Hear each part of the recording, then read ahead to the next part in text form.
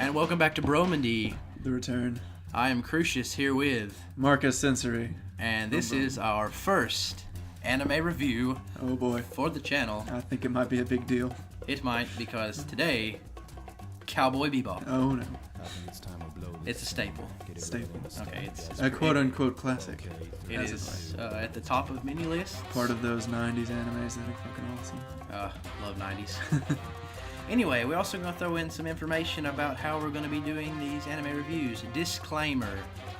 Spoilers may be said, so if you have a problem with spoilers, look in the timestamp in the description for the actual review and rating towards the end of the show. You've been warned. Anyway, Hey, we're gonna spoil shit. Anyway. Hopefully not. Anyway, Cowboy Bebop. Which topic would you like to address first? Characters. Okay. I guess we should begin with the big one. Yeah. Oh, the big one? Is The that big characters? Yes. Okay. All right. Characters of the big one. Spike Spiegel. Spike Spiegel. Alright. Spike Spiegel's one of those characters. You know what I mean? Those. Like, he's one of those characters. That it seems like, I'm pretty sure everybody knows who Spike Spiegel is. Like, he's just way too popular. Like, well, popular makes it sound like that's the only reason that anybody knows it. Probably one of the most well-known protagonists. in anime. Exactly. And, like, I almost don't want to call him a protagonist just because of how anti-hero he can be. But in the end, I feel like every time you see that he is actually, like, a good person. His rebellious lack of, how do you say, nobility. Decorum. Yeah, There we go. Decorum. that nice suit he's got going on. Mhm. Everybody can recognize him at a point. But what defines Spike Spiegel? Well, I'll go ahead and let you know this one since you seem to be the Okay, Bebop well, master. the general idea of the show is that all characters, which we'll get into as we move along, is that they're struggling with some type of past. And he is the most prominent one. As the entire show, you figure out he longs for Julia. Julian, aka the vehicle. Yes. But this is the whole show is based on this is what he had, this is what he lost. Nothing in the future matters anymore unless it involves her. And it's basically all just like kind of a reveal game as the show goes on. Not that every single moment is revealing more of his past, but that like you see like the decisions he's making, and then the things that happened to him in the past that shape the decisions and the way that he goes about doing things as of right now. Yeah, 'cause when you first start out, he's just a typical bounty hunter, and he's a typical job. Then like slowly pieces of his past keep coming back in, which changes the way he would make his decisions.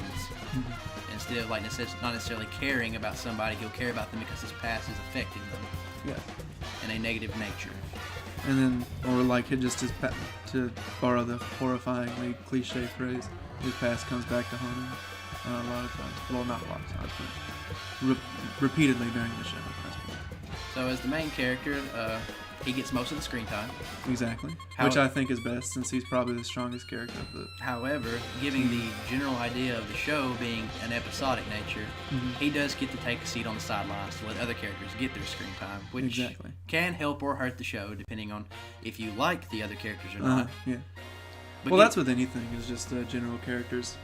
It depends on how much screen time you get. So. Which we can move on to the second one then, Jet Black. Jet Black.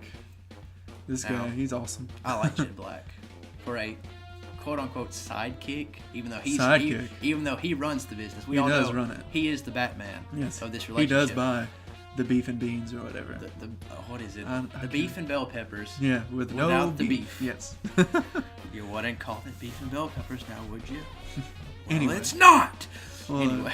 he doesn't, I wouldn't say that he has got a similar past as Spike, but, well, I would say actually. There's trouble But with it's women. not, yeah, well, I mean, that's just life in general. It seems like a lot of times, like, notions of love really show up a lot in animes as far as breaking people's past, so to speak. Well, the most of his past is focused on why he left the police force or the ISS. I believe that's what they're called.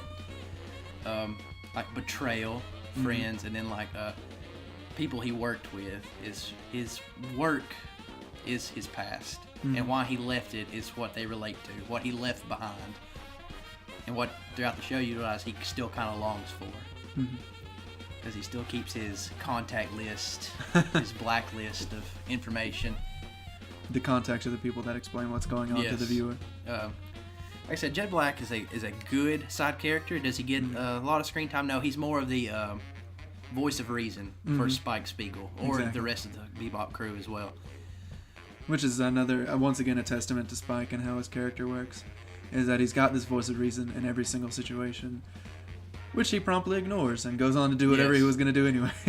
And then, of course, Jet's like, I'll never come after you. But there he goes. Yeah, so there he goes. It's a good 1-2 punch. Thinking about that, it's kind of interesting just because he abandoned all of his, like, I don't know, he kept on to his contact list, but, you know, they're not really his friends anymore. He abandoned all of them. But it shows that he still wants, friends and people around him that he cares about. It's like his past. By the fact that he keeps going after Spike. It's his past, but it's a broken past. He has bits and pieces of it that he clings on to, but it's not necessarily always going to be there. Yeah. But, and like I said, another thing we'll talk about is the brokenness of the characters. The traits of the characters, such as Spike and his bad eye or Jet in his arm. Spoilers with that Jet arm thing. Episode 1 material. Anyway. Just seeing the character material. That was something quoted by Shinichiro Watanabe. They're talking about how the characters are broken and pieces of their past, and as well as a physical representation of their mental scars. Which was very well done. Indeed. Anyway, to move on to the third character, or the wild woman, Faye Valentine. Wild woman? Yeah, heartbreaker for... A heartbreaker? For the 90s crew. Oh, okay. Well, not for me, but that's fine. Okay. Anyway, Faye Valentine, to continue on with the broken past, she has no memory of her past, and the whole show is built on her piecing it back together. Whether she does or not, we're not going to tell you. Yeah, I mean, we can't spoil anything other than the fact that she doesn't have memories. As it slowly goes on, she finds pieces and finds more meaning, and even though she necessarily doesn't find meaning, or she does or doesn't, in their past, she finds meaning in what she has now. But the problem is with all the other characters, they're so tied up in their past, it's hard to build relationships with the Bebop crew. She's kind of an interesting character just because she actually gains things while the others lose. But basically, what she gains still is it's still a loss to her. Yeah. No spoiler intended. The things she wants to gain, she can't gain because they're being lost as the show goes on. And she's always, how do you put it? She's the one causing the trouble for the Bebop crew. She's the catalyst. Yes. For a lot of the episodes. She sparks a lot of conflict. For a lot of the episodes. So she's more of, whereas Spike and Jet are kind of a laid-back, cool, collected character. Faye is what really brings the action to the table. Also, along with the next character. Radical Edward. Radical Edward. I love Edward. Edward Wong Peplub Tversky the Fourth. The Fourth, well done. I tried to remember it to my best. Now I just got to remember Comedy Relief. Comedy Relief. Kind of shallow in reality. Which is sad to say because such a loved character. I know. I mean, I personally really, especially Mushroom Samba, which I believe is episode 19. Probably my favorite episode of the show. Towards the end. Just because of how much I like. Edward gets her own episode. That episode. God. Just completely based on her, and it's so funny. It's hard to talk about her just because she doesn't get much actual development or I guess backstory or anything. But I know, like I mentioned in our previous podcast, when you see what you see at the end of episode 24, probably, it's probably going to break you a bit because I know I was pretty torn up about it. Yeah, you don't really have an attachment to Edward throughout the show. Until she leaves. And then when you realize that she's leaving the show towards the end, you realize how much fun you had with Edward on the ride through the show. And how much you appreciated her as a character, not just some side piece that was placed into the show. And her sidekick, Ein. But we're not. Ein's a dog. That's not a character. Ein's a dog, not a character, but you can love him all. You can get your stuffed animal versions of him. You can buy a corgi and name him Ein. Oh, that'd be wonderful. I want a corgi so bad. Anyway, that's a basic topic of characters. Oh, you're forgetting one. Am I? Mr. Vicious. Oh, I guess we can talk about the antagonist of the show, Vicious. Who also has a problem with the past, strangely enough. But all of his problem with the past is, while the other ones are trying to, it seems like, move on, he's trying to, viciously. He's trying to viciously fight to get it back, which is the interesting thing. His goal is to keep in the ties of the Red Dragon Clan, which is the syndicate he works for, and that Spike also worked for, and they're changing to more of a peaceful way, whereas he's more of, no, let's dominate the to streets get what we want. And when Spike took the high road, he's like, no, this is how it's going to be. And that left what his hatred for Spike. It wasn't because of the Julia complex. It was because he didn't see the way Vicious did, even though they're from the same syndicate, which is the rivalry, more of a good versus evil type of thing. It's hard to see Spike taking the high road, though. Yeah. But I mean, he's, like I said, like, I mean, for instance, in the movie, when the robber's got a gun to the old lady's head, and he's like, you can shoot, I don't care. But then he still saves her. It's like, it's clear that Spike is a good guy, even though he almost doesn't even want to show it himself. Has a cool collected side to it. I keep saying that, but that's just really what defines his character. Well, I mean, style, man. I mean, that's just what Spike has. He's just too cool. Johnny too cool. I mean, that may be what people draws him to the character, too. It's just... charismatic. Yes. And really, Spike's what draws anybody to the show. Well, I certainly hope so, because if you don't like Spike, I mean, you're not going to have too much fun with the show, probably. You probably won't like the show. Well, let's talk about some of the specs of the show. Sunrise Company. All right. That created the show in 1998. Also, now they're still making stuff. They are. If you know the show Code Geass, they actually made that show as well. That's one of their more recent works. I can't think of anything that I've seen recently that's come out that I've actually watched. But they are still making shows. I think they're a little bit under hard times. Studio Bones, correct?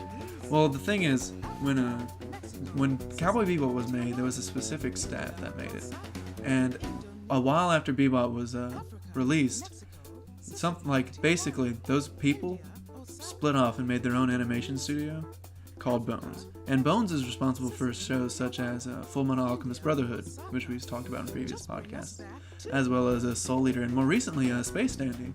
They've also came out with, which I think... another addition to the Space Cowboy series. No. Totally. No, Maybe. No.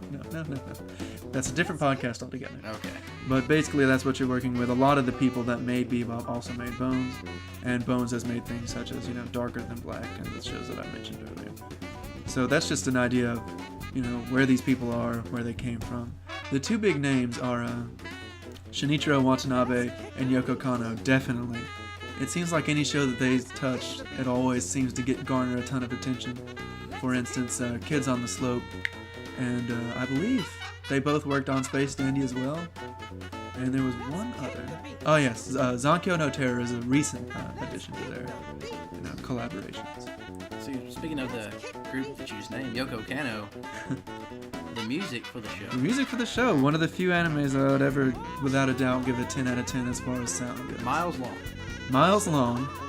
Have to give some amazing credit. Every we have bit to give of some credit to the Seatbelts. Of course, I believe that's her band. I'm not entirely sure, but Yoko Kanno and the Seatbelts definitely pulled out all the stops in this The one. instrumentals. There's probably very well done. There's few soundtracks that can just nail a genre almost, and I mean, just jazz in general.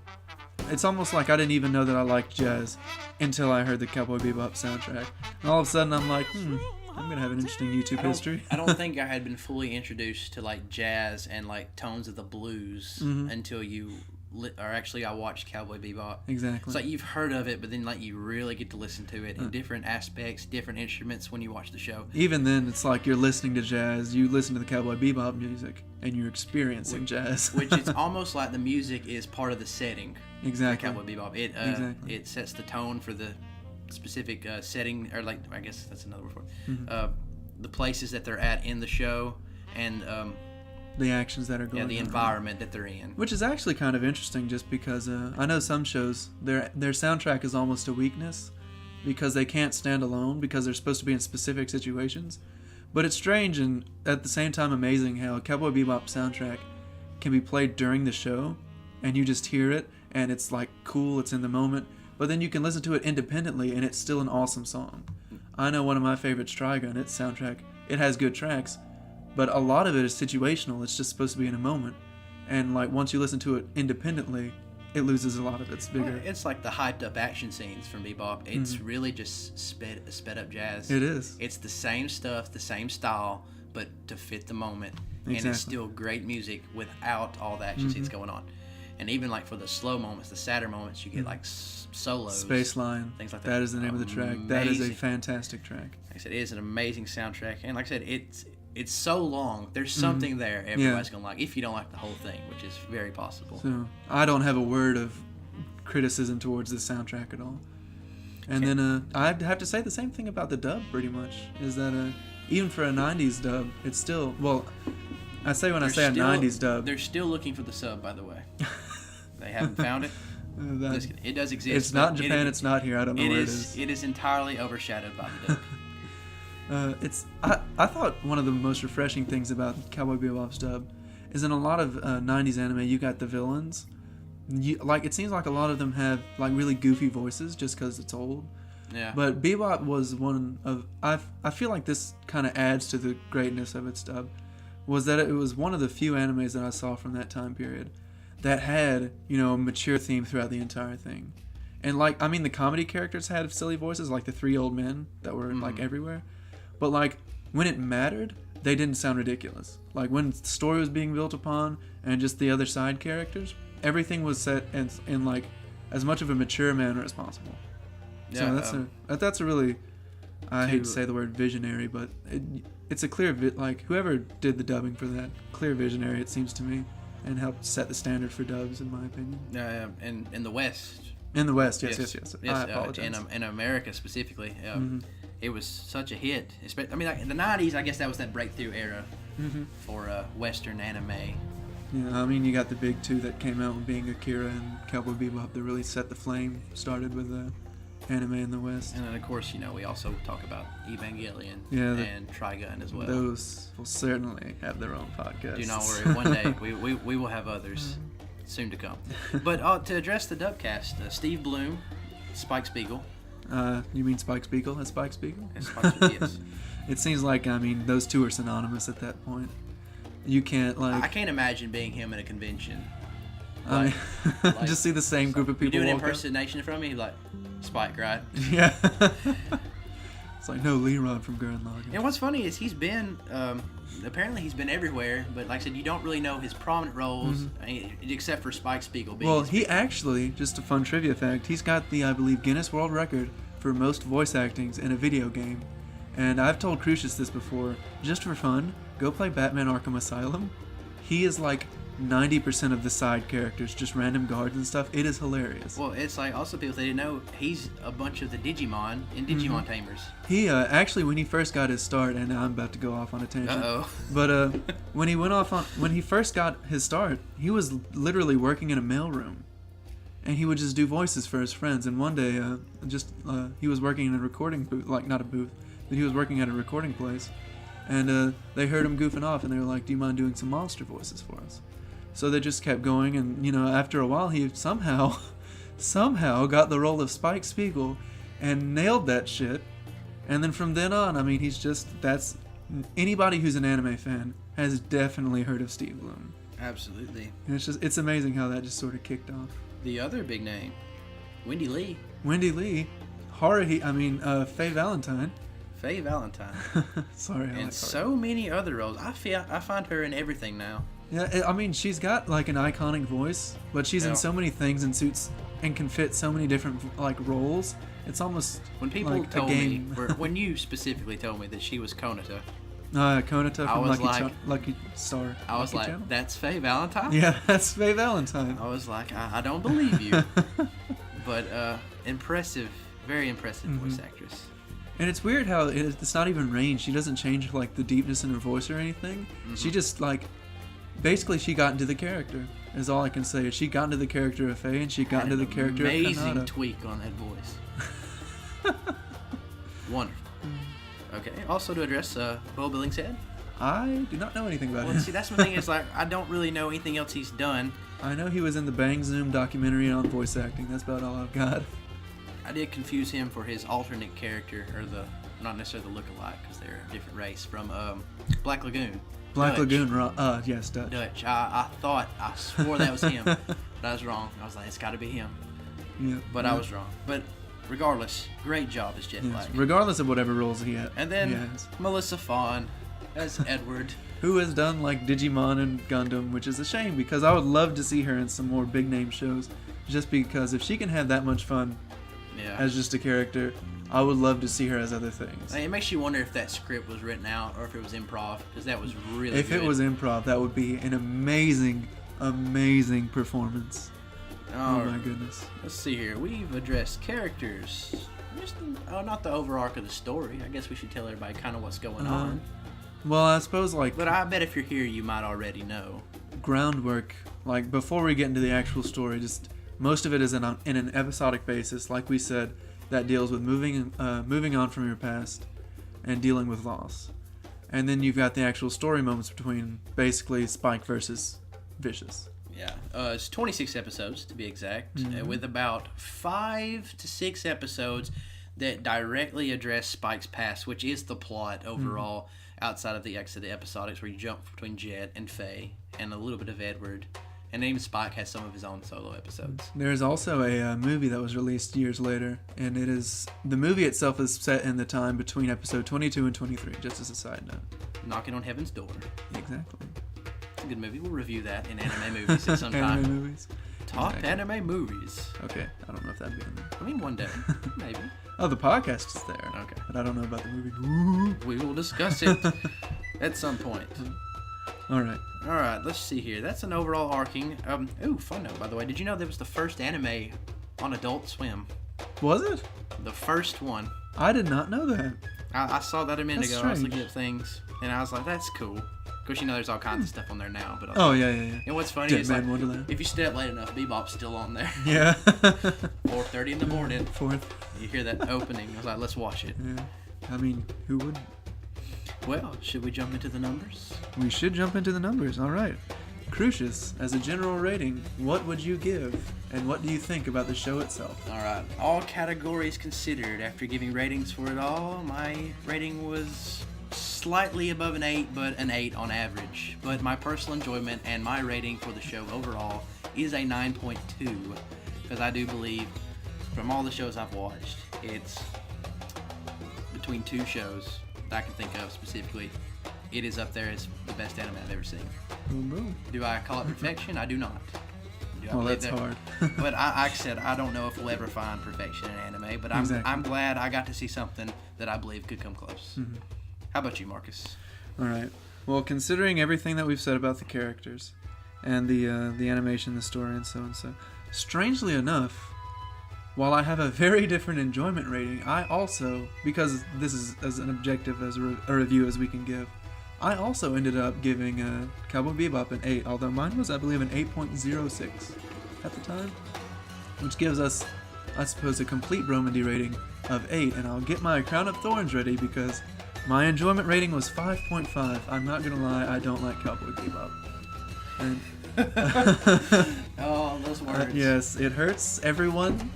It'll hurt me when everyone in the anime community comes and finds me and burns down my house. It's something we've discussed at length. It is. But if you would like to take a small 1-2 minute defense for yourself before we small continue. 1-2 minute. All right. Is this going to be followed with backlash, or is this just making me a simple I'm not going to statement? backlash you. This is why Okay. Marcus doesn't like the show. Okay, my main reason for not liking the show is because I feel like the story is weakened. While I gave it a decent rating, I gave the story, I believe, an 8. I feel like the story is weakened by its episodic context. And I mean, I'm not going to say that it detracted from the show heavily, but the thing is, it's hard to say that a show has done a full, compelling story when you've got 6 episodes of an actual story. And that's the thing, is that along with, with Bebop, it's a lot of reinforcement, or reinforcing the same idea over and over again. And I'm not saying that that's repetitive. It was personally for me, but objectively, it's not. It has to keep repeating that so that by the end, you get the full effect. But for me, I didn't like it because it seemed repetitive, and at the same time, the episodic nature really seemed to sort of weaken the story as a whole. Because 6 episodes of progression, I don't feel like is good enough to constitute a high rating, I suppose. Also, I don't want to say this out loud. Uh-oh. I didn't care all that much about Spike. But that's just me, once again, personally. I can understand why he is a good character. It's just I personally didn't understand him, which is why I understand he's a good character. I gave him an 8 in the overall character list, but to me personally, I didn't feel like him doing the same thing over and over again and things ending up, turning out wrong. To me, I feel like a character should have changed. But at the same time, his past was so heavily shaped his life. I can understand why he didn't, but I would have rathered something else happen. That's the full summation of my defense. All right. Like I said, I believe there's many people that can understand Marcus's points, but if you can't, file complaints in the comment section. Yes, I will respond to any comments that, if they're rude, I'll laugh. No, you don't have to be courteous. They'll be fun either way. So you guys just have fun down there. Yeah, that'd be great. And I'll respond with love and affection. Now, our current rating system as of right now is to organize our animes based on the numbers that we have given them. So say we put random anime at like an 8.6. That'll be number 1, Bebop will be number 2. But as of right now, since this is our only review, Bebop is the number 1 anime of all time at Bromandy. Of all time at Bromandy. Oh wow, this list could get lengthy, so prepare yourselves. Just prepare yourselves. I think we're only going to keep the top 10 logged, but right now we're Exactly. at 1. Nothing to worry about. So, you want to go ahead and sign us out? I guess I'll sign us out. See you, Space Cowboy. You're going to carry that weight. Segundo. I don't know what the fuck that reference is. Cause like I think Holic is really fucking good. Oh, I think it's great. But like the fact that it has comedy episodes sort of weakens its appeal, in my opinion. Just because there's nothing really about the characters. I think going you need on. it though. Yeah, because but at the same time, like they talk about that. The problem with was it Mushishi? And this is there is no comedy relief. It's the same thing over and over, which can drive you away from the show. Well, I just watched the first episode. Well, of I mean, Mushishi. you can't have characters like Mokuba and not have a comedy show. Mokuna. I said Mokuba, which is Yu-Gi-Oh. Mokuna. I corrected myself. Mokuba. I corrected myself. You just see Watanuki go into the storm. Mokuba's like, "Get him, Kaiba!" My big brother. That's fucking golden, man. God, Mokuba.